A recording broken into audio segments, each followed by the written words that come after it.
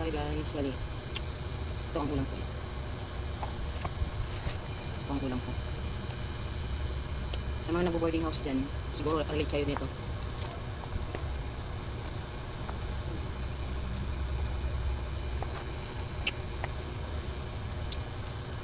Bali kanina bago ako umuwi, bumili na lang ako ng ulam doon sa labas. Bumili ako ng lumpiang gulay. Para yun na lang yung ulam ko. Kaya saludo ako sa mga nagbo-boarding house ng malayo sa trabaho. Malayo sa pamilya nila tapos nagtrabaho sila, mag-isa kumakain. Saludo ako sa mga boarders, sa mga nagbo-boarding house talaga.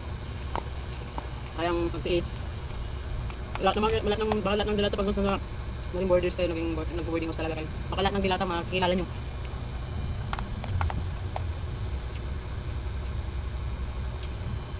Medyo malambot na yung lumpia guys. Malambot na.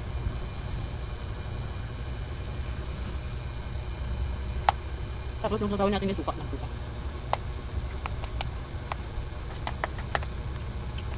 Ganun ba guys na trabaho bahay lang ako. Tapos ang trabaho, uwi. Yan. Tapos, yun lang, wala na.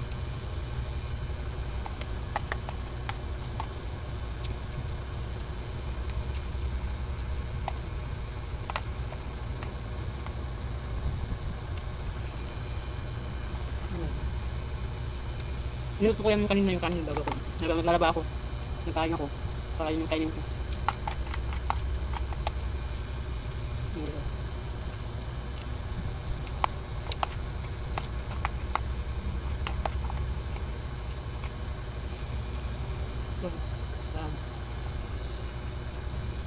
Kala ko may kanin.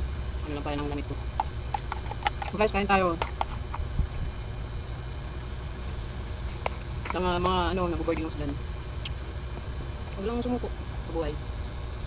Siguro sa ngayon, nahuli tayo. Yung mga kapatid tayo namin. Aayon na sa atin yung panahon guys. Hindi lang ngayon. Ayun guys, sobrang lambot na.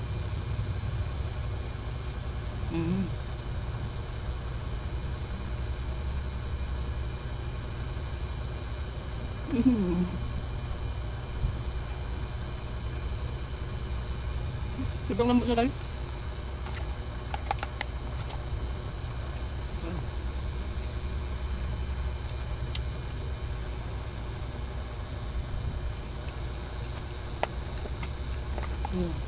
Malapit ko na maubos ang kalate ko na.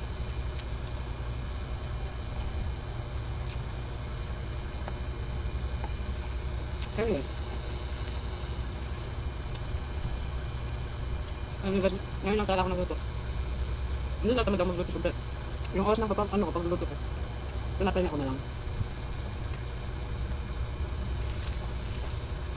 Kasi sa totoo lang guys, gumigising ako alas 3 ng madaling araw. Kasi tapos biyaya ko papunta ng trabaho. Siyempre, kailangan ko din maging maaga siyempre.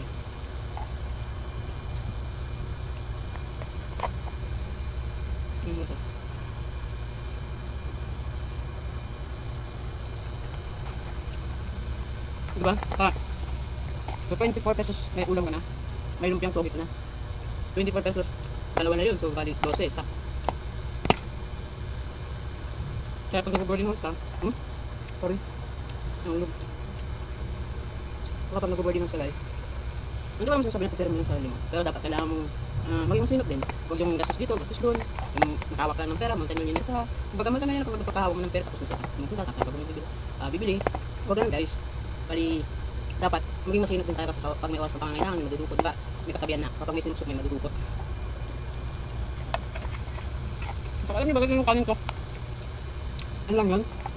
Alam niyo yung isang kala dun sa pag may kaduka sa rice cooker, may nagsukan na parang baso niya. Isang galon lang yung kanin ko guys. Kasi siyempre mayroon din kumain ng marami kagabi. Sa 24 pesos, may ulam ka na.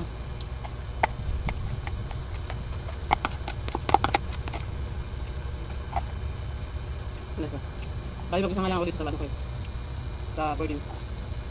Buta nga kanina yung sobrang lakas kasi namin, hindi ako makatulog ba.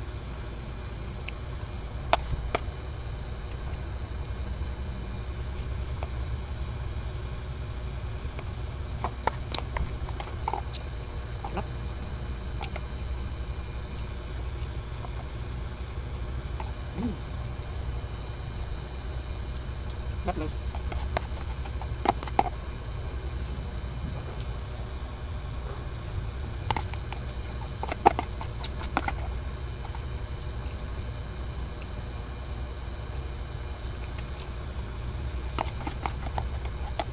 lang.